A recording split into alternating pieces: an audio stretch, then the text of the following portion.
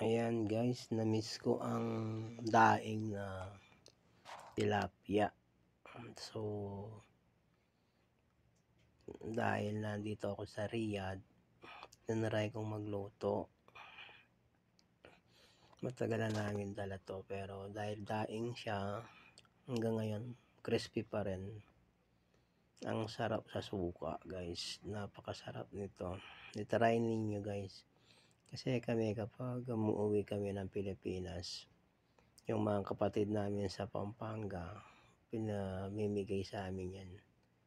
Tulad yan, bigay yan ni Kuya Noli namin sa galing Bulacan. So, napakasarap niya guys.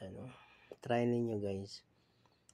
Pag wala kayong ulam, nakatabi lang itong ganitong isda, napakasarap.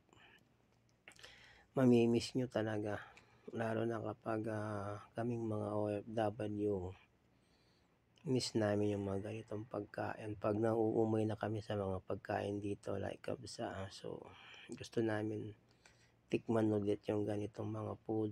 Kaya nakatabi to sa amin. So tulad nito, marami kaming stock, nire-rep lang namin. Tapos niluluto namin siya kaagad.